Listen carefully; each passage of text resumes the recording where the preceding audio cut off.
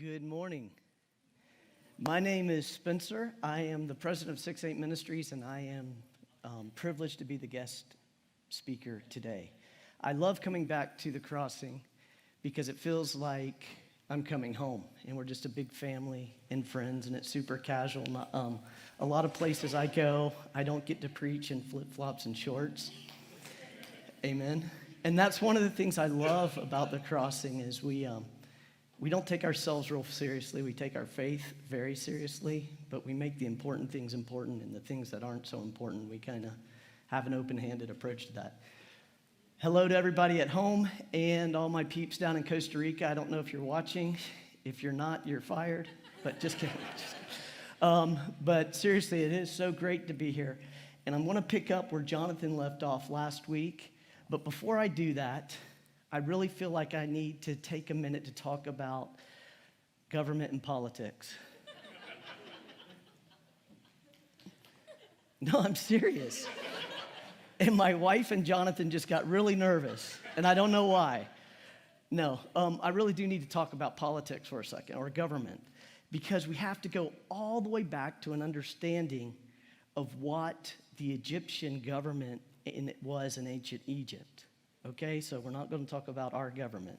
So you can settle down. That awkward silence, we can all come back. We're going to talk about ancient Egypt. And they had what was called a theistic monarchy, meaning they believed Pharaoh was appointed by the gods and was basically a representation of God on earth. The sun came up and went down at Pharaoh's order. That's what they believed. And it was a monarchy, meaning that he had absolute supreme power. He had people under him that he would assign tasks, but his word didn't have to go through any type of council, Congress, Senate, a house, or anything. It was his word, and that was it. And it's very important for you to understand that as we start to talk about the next step, because Jonathan last week talked about Abraham, Isaac, Jacob. It's confusing. It's the order. And he left us in Egypt, right? The children of Israel had moved into Egypt because there was a great famine, and Joseph said, hey, come on in, we'll take care of you, you'll be okay. And that's where we kind of left last week. But things don't always go the way we expect. Let's pray. Father in heaven, I thank you so much for your word, that you have preserved it. Father, I thank you for your promises, and that you are always faithful. I thank you that we can trust in that we can put our faith in that very truth, that is what drives us and causes us to be men and women of faith, is clinging to your promises. Even when they don't make sense, even during times when it doesn't appear like you're keeping your promises, we know you do. And Lord, I just pray that you would show us that today in your word, and you would help increase our faith through that very truth. In the name of your Son, Jesus Christ, amen. So it shouldn't have been any revelation to the people of Israel that they were going to be enslaved for 400 years in Egypt. Do you remember back when Jonathan was talking about Abram, and then they became Abraham in the covenant, and God said, I will be your God, you will be my people, I'll give you descendants more than the stars in the heaven or in the sky. Matter of fact, right before this verse we're going to look at, God had just said, your descendants will be, look up, Abraham, look up at the sky. Your descendants are going to be more than the stars in the sky. And then he talks for a minute, and then he says this. He says, I'm not going to try to read it there. I can't do that. He says, the Lord said to him, know for certain that for 400 years your descendants will be strangers in a country not their own, and that they will be enslaved and mistreated there. But I will punish the nation they serve as slaves, and afterwards they will come out with great possessions. That's that fine print in the contract that you don't always read. When we think about Father Abraham and the great promises, we think about yeah, that's Father Abraham, and he's going to have descendants like sand or the stars, and it's going to be all good. But right in the middle of all that, God promises something that's really difficult. 400 years of slavery. 400 years of being mistreated and under the yoke of an oppressive government. You know, as the atrocities of the slavery in the United States was about 150, 160 years. This is 400 years of the people of God being mistreated. And the Bible tells us why. Well, Joseph, who brought him there, Joseph dies, and then that Pharaoh dies, and all of a sudden, the people of Israel are growing in number, and they're getting stronger and stronger, and the Pharaoh's starting to be a little worried about that. He's like, man, there's no way we can let them outnumber us. What if one of our enemies come along and recruit them? They'll overthrow us. We have to do something. So what does Pharaoh do? He says, we have to punish them. We have to subdue them. We have to enslave them and break them down. See, Egypt was the most powerful nation in that region, almost on earth. They were very sophisticated. They were technologically elite. It was an amazing empire. And the children of Israel, what were they? They were a bunch of nomadic shepherds. So Pharaoh says, we got to do something. So what does he say? They make them slaves, and that doesn't work. So he says, well, what are we going to do now? Well, I got an idea. Well, I'll recruit these 2 midwives. And if it's a boy, a child that is born, what you're going to do is just on the sly, you're just going to kill the child and tell the mother, sorry, it was stillborn. Because back then, that's how they didn't go to the hospital. They had midwives. So he says, when the woman is on the birthing stool, what I want you to do, midwife, is when the baby comes out, if it's a male, just kill it, and tell the mother it was born stillborn. Well, these 2 Hebrew midwives, you know what they do? They say, we're not going to do that. That goes against everything that we believe in. And they don't do it. Well, the Pharaoh gets upset, and he's like, hey, why aren't y'all doing that? I ordered you. Do you understand the position they were put in? Which I want to deviate from that for a second. Think about that. These were 2 slave women whose job it was to be a midwife for all the women having babies. He calls them in, he says, I want you to do this. This is the same man that they believe said the sun will rise and the sun will set on his command. They put themselves at incredible risks to do what is right. You know, with all the trouble we have in our nation right now and around our world that has been caused by this pandemic and social unrest and all of that, I think that maybe these 2 ladies got it right. In secret, they took great risk to do what they knew was right to do. And they didn't act on the king's orders or the Pharaoh's orders. They took risk to do what they knew God was calling them to do. It's those small acts. Does anybody in here know the names of those 2 ladies? Seraphia and Parfa, I don't know how to pronounce it, but they're old names that are actually in the Bible, which is really cool. Just these 2 midwives that really did nothing except what they knew was right. They didn't go and tell everybody. They didn't cause a big ruckus. They just quietly did what they knew was right to do. One of my heroes in modern day is Mother Teresa, and she says, I don't aspire to do great things. I just do small things with great love. I think if we all had that attitude, if I had that attitude more, if you had that attitude more, if everybody out there on Facebook and in the streets and in the business place just had that attitude is, I'm going to do small things with great love, it would change our world. But enough about these 2. That's not even the sermon today. But anyway, so these 2 women are hiding the babies. Well, the Pharaoh's like, what the heck? Okay, I know what I'm going to do. I'm going to kill all the male children under 2 years old. Any male child that has been born because these women didn't do it. And their excuse, by the way, it was kind of funny. They go to the Pharaoh and they're like, look, they're vigorous women or they're strong. They just give birth before we even get there. And so God preserves them is the point. Even if they don't get executed by the Pharaoh, God preserves them and it counts that as faithfulness and righteousness in Exodus.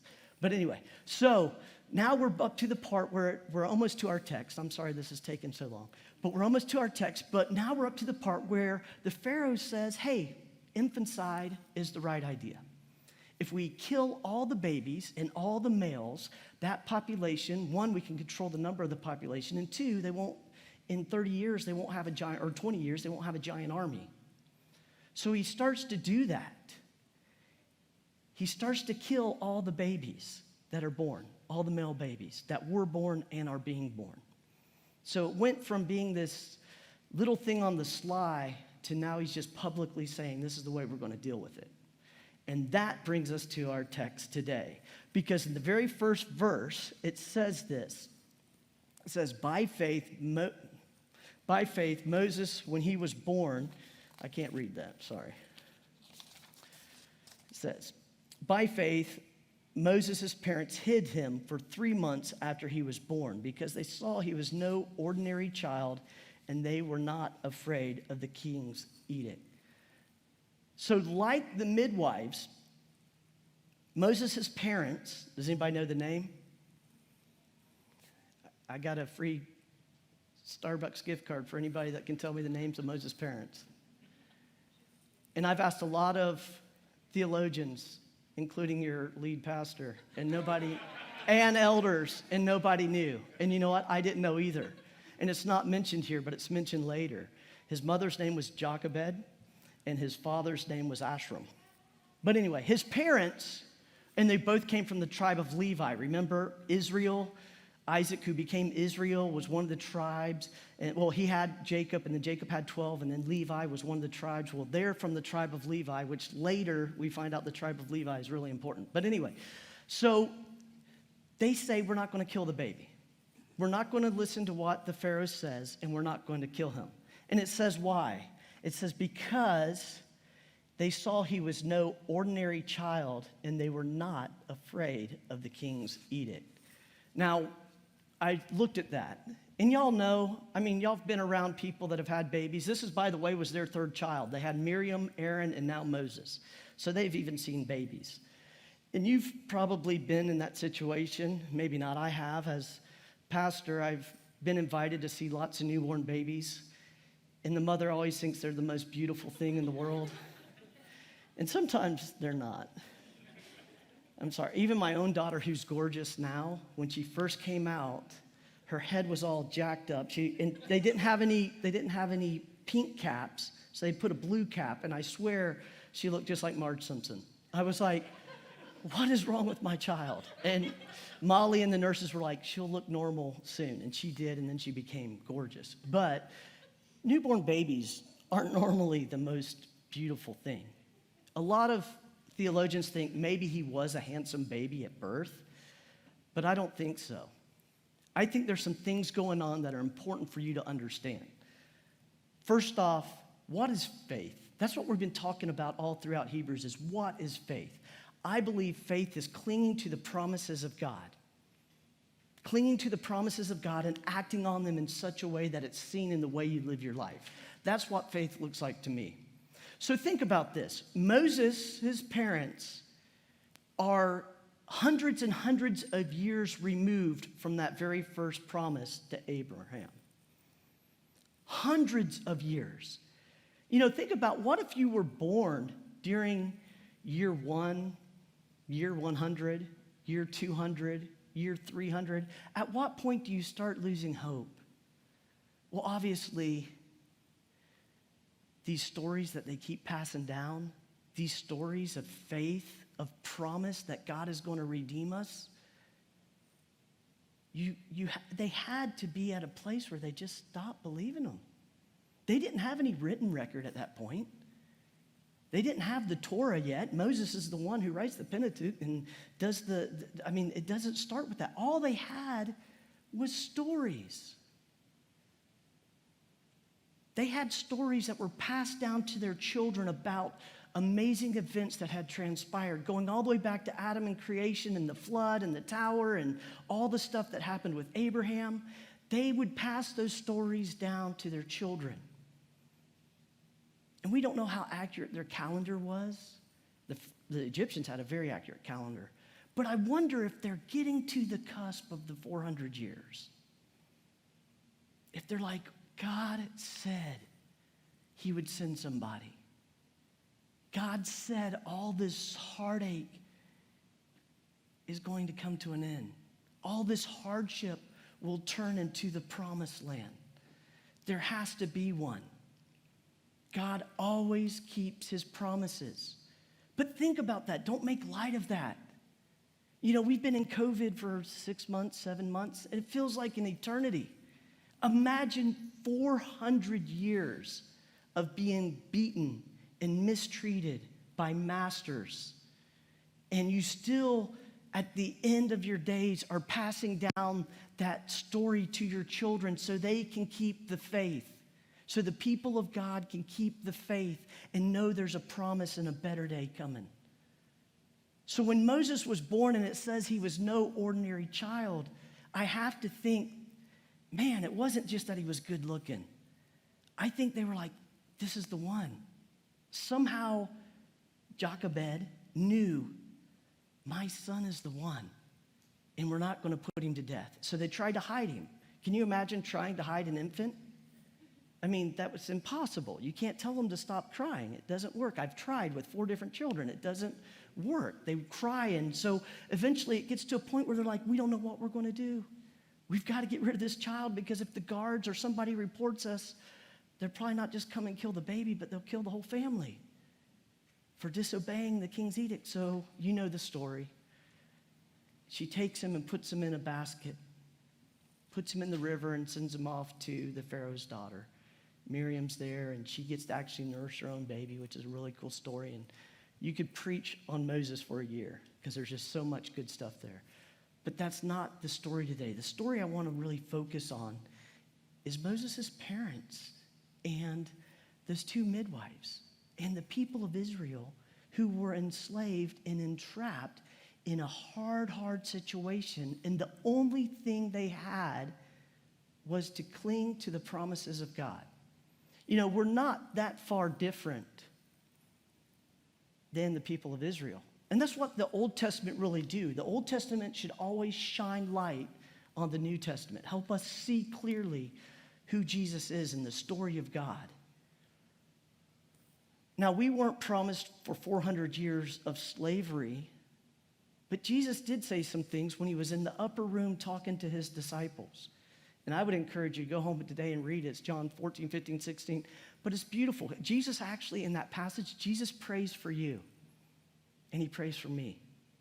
He's talking to his apostles, he's talking to his disciples, and then he has his prayer where he says, and Father, anyone who would come after them. That's you and me. Jesus, if you're feeling discouraged today, go read that and find out that Jesus prays for you. That's really cool. But what does let's look at some of the promises that Jesus gives to the disciples in the upper room.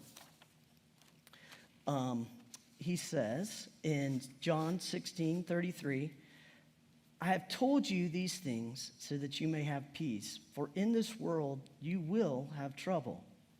But take heart, I have overcome the world. Think about that. You know, I'm always amazed when people are astonished that a lost and broken world acts like a lost and broken world. I mean, would we expect our flesh, our sinful flesh, and those who don't believe to act any different than they do? We shouldn't. That shouldn't surprise us at all. Of course. And we live in that world. Jesus says there's going to be troubles. There's going to be troubles like wildfires and hurricanes and COVID and pandemic and stuff you can't control. But then a lot of the trouble we live in is because we live among sinful people. And there's always going to be trouble. And Jesus promises that. He doesn't say in this world you may have trouble. He says, watch out, it might come once. He says you will have trouble in this world. But he doesn't leave it there. What's the promise? So we have a promise that there's trouble, just like he promised to Abraham, you're going to be enslaved for 400 years, but what's at the end of that promise? But take heart. I have overcome the world. Just like he said, take heart. I'll send somebody to rescue you out of your slavery. He says that to us through the person of Jesus Christ. This is Jesus talking. He says, take heart. I've overcome the world. Don't worry about that stuff. It's going to be hard. And you're not going to be able to fix it. I'm a fixer. I love to fix everything. I love to fix problems. And sometimes you can't fix problems. You just have to trust. Okay, God, I totally don't understand this, but I believe you and I'm going to take you at your word. You promised me that there was going to have trouble. Think how hard that would have been for the disciples or the apostles that he's talking to right there. They had followed him for 3 years. A lot of them had left jobs, had left their family, had left everything. And Jesus is up in the upper room. He's like, hey, guys, guess what? I'm leaving y'all. And it's not going to go the way you think. I'm about to die a torturous, horrible death. And by the way, it's going to get really ugly for you guys too. But don't worry. The end game, the promise in the end is that you will be in a better place. You will have the promised land. And that's what the gospel is all about. That's what this story, that's what I think the author of Hebrews is trying to show us, is that the story of faith is all about the redemptive power of Jesus Christ and how we can cling to the overall story of God and how we respond to that. So, another verse he says in John 14, 1 through 3. And this is one I love. He says, do not let your hearts be troubled. You believe in God, believe also in me. My Father's house has many rooms. If it were not so, I would have told you that. I am going there to prepare a place for you. And I am going to prepare a place for you. And when I come back, I will take you there to be with me so that you may be where I am, or be there also. How beautiful is that? You know, I've told this story before, but operating in Costa Rica, I had a friend of mine come down to Costa Rica. He had 5 days to spend in Costa Rica, and we decided we were going to just go have fun.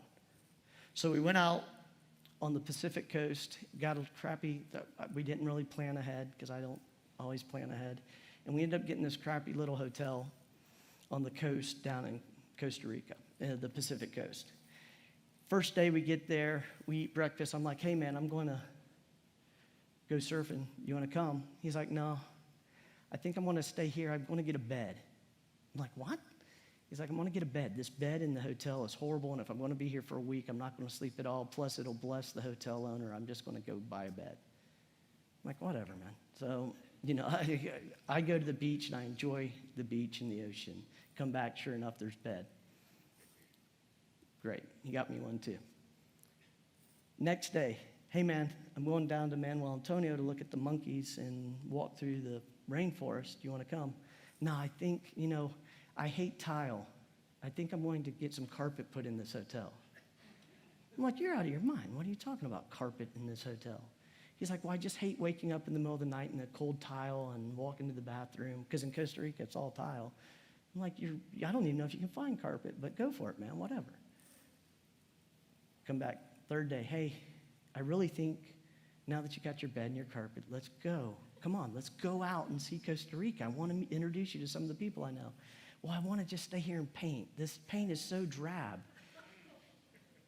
Obviously, I'm lying. I'm a really good liar, but not a bad storyteller. Fourth day, same thing. I want to get a flat screen. And then all of a sudden, the end of your trip comes, and you spill his whole time building up something that's so temporary and so pointless. But sadly, that's how we often live our lives. Jesus says this is not our home. He says, you'll stay here for a minute. This is a temporary stop for something better. But sadly, we don't always believe that, or it doesn't show up in the way we live our lives. It's as ludicrous the way most of us live, including myself. I'm preaching to myself. we live as if we're refurbishing some hotel room. And we'd be like, what a fool. You have all this wonderful stuff to do in Costa Rica, and you're focused on building your hotel room to make it more comfortable and more pleasurable for the moment you're there? But in many ways, we do the same exact thing. We focus on the finite things. We focus on the material things. We focus on the things that really have no eternal value. What did Jesus say? He says, no, I want you to focus on the things that are eternal. So, let's move on. Now we're going to get to the rest of the passage. The rest of the passage, I believe, is really showing a typology of Jesus through Moses. There's all kinds of things that we can derive from Moses' life and compare them to Jesus' life. 1, 400 years of silence. There was 400 years from Malachi to Jesus' arrival. There was 400 years between Joseph and Moses' arrival. They both went to the wilderness to prepare for their earthly ministry. They were both born under unique circumstances. They both had a king that was trying to kill them, infanticide. They both called themselves or portrayed themselves as shepherds. They both left royalty to become servants. There's so many comparisons between Moses and Jesus, and that's what I want to look at with these last few verses. So, Hebrews 11:24-26 says this. He chose being mistreated along with the people of God rather than to enjoy the fleeting pleasures of sin. He regarded disgrace for the sake of Christ as greater value than the treasures of Egypt because he was looking ahead to his reward. That goes back to what I was just talking about. Think about that. What are you looking ahead for? And what are you sacrificing now to have that perspective? Jesus said it very plainly. He says, you cannot love the world and love God. He's like, you can't just love both a little bit. It doesn't work. You can't serve two masters. Jesus knew that. Moses knew that. Think about that. He was a son of Pharaoh, the son of God by the Egyptian people. Is Jesus not the son of God? Moses had that. And he stepped away from that because he knew that God had a greater purpose for his life. Jesus was God, and we read that in John 1. In the beginning was the Word, and in Philippians 2. And he stepped down and became a man. Jesus did that for us, just like Moses did it. He stepped down and became a servant and humbled himself even to the point of death on the cross, to model that for us. Think about that. How often do we get defensive or angry when we have to skip our Starbucks coffee in the morning, or the cable goes out, or the internet's slow, or whatever? I mean, there's so many things that set me off so quickly. And I think about, wait a minute. God stepped down from eternity. He never knew hunger. He never knew fatigue. He never knew what it meant to get sunburn. He never knew any of that. And he did that for us. And he did that because he wanted to show his promise to you. The second part of that, because he regarded disgrace for the sake of Christ as greater value than the treasures of Egypt, because he was looking ahead to his reward. You know what? And I say this to a lot of believers, and I preach it to myself all the time. If you fit in with the world really good, and you don't look any different than the world, you should be very afraid of that. Not afraid that there's not forgiveness and God still keeps his promises and he loves you.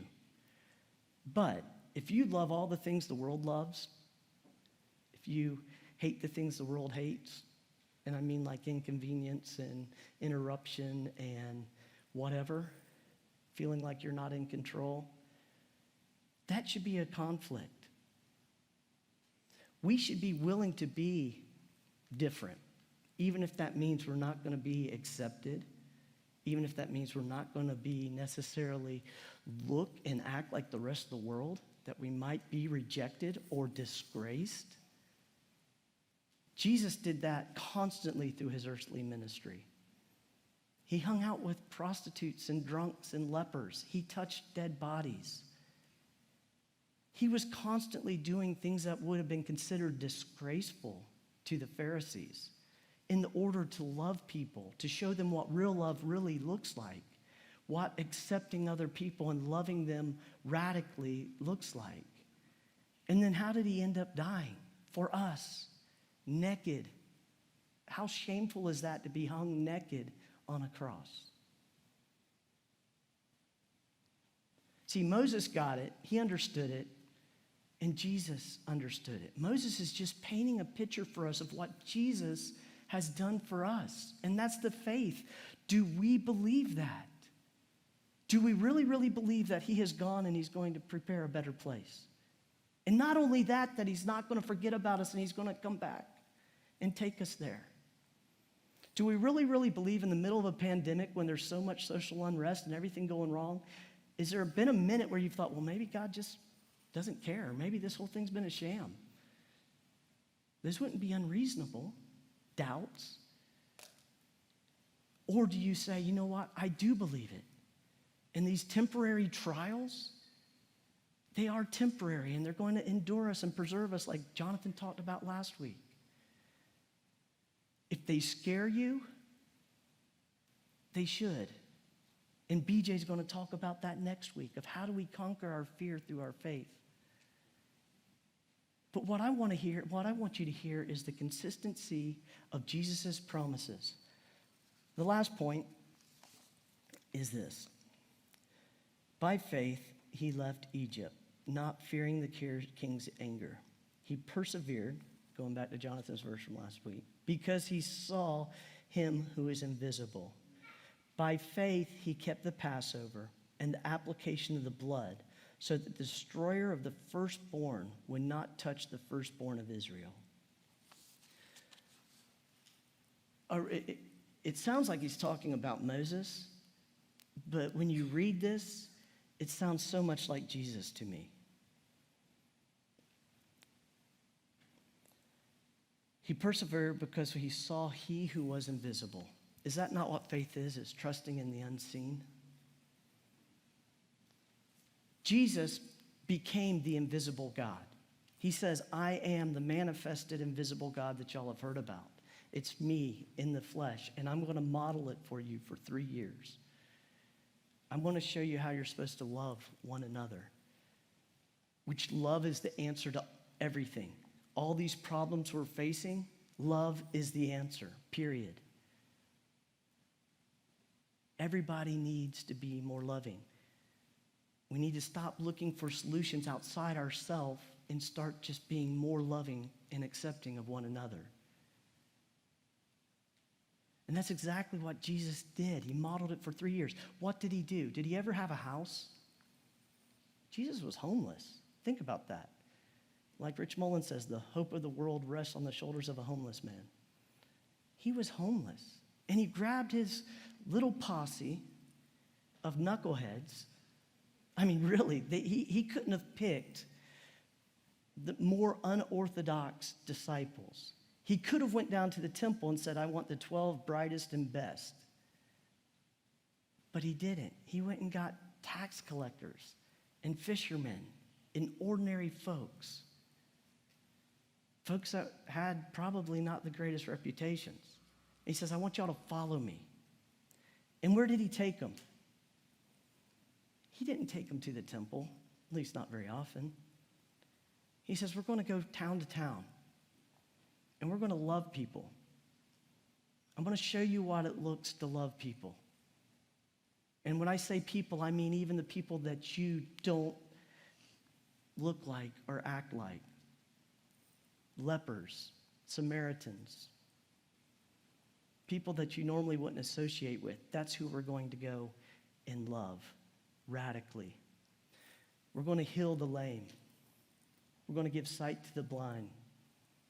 We're going to heal lepers. We're going to raise people from the dead. Think about the things those guys saw for 3 years. And then at the end he says, hey, but I'm leaving. But it's okay. I'm still with you. And I've already beaten the world. All the trouble you're going to face, I got it. It will rip you to pieces. But I got it. Because I'm big enough. I won. I'm God. And when we believe that, all of a sudden, in 2020, when the pandemic hits and everything's crazy, we can say, okay, this is crazy, but I can remember those promises. And the last thing I want to talk about today is the Passover. I mean, we know what the Passover, if you've watched the Ten Commandments. If you don't, I'll just give you a brief deal. After the Pharaoh won't let the people go, Moses says, okay, fine. The final famine or the final plague is going to hit, and it's going to be the Passover. The angel of death is going to pass over the Egypt. And anyone who doesn't have the blood of the lamb on their doorpost, the firstborn of those homes will die, including the Pharaoh's firstborn. But those who are covered by the blood of the lamb, they'll be okay. They'll be safe. These are people that have lived in slavery for 400 years. Their great, 9 generations. Grandfather was a slave just like them. And Moses comes and says, it's time. It's time. We're going to the promised land. But there's one more thing we have to do. You have to do this really crazy ritual of taking a lamb, slaughtering it, and putting the blood above your door, knowing that that is what's going to preserve us.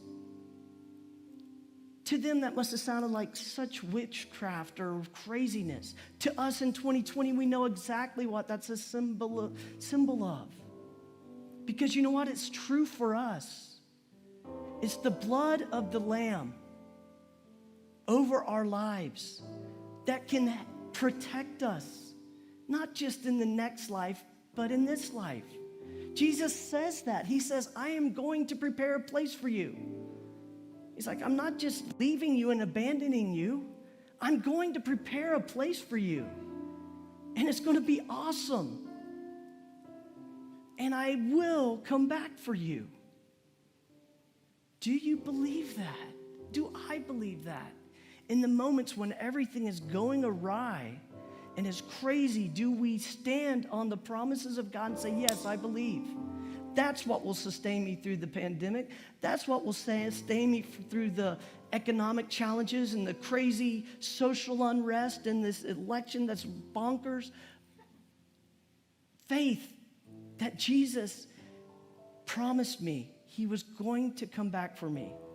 And the final thing I would add today is if you're sitting here as a believer today, not only is your salvation secure,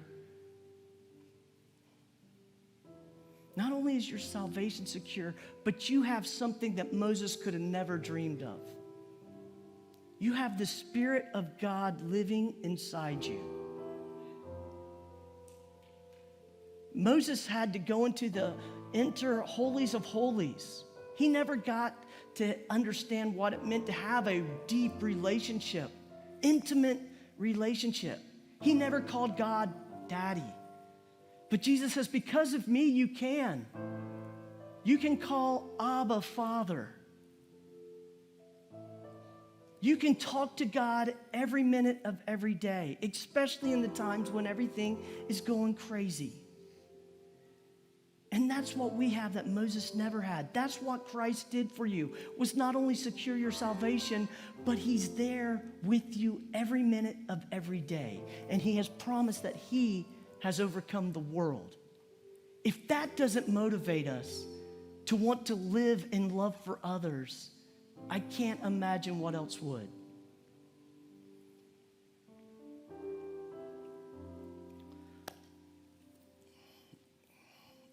Let's pray.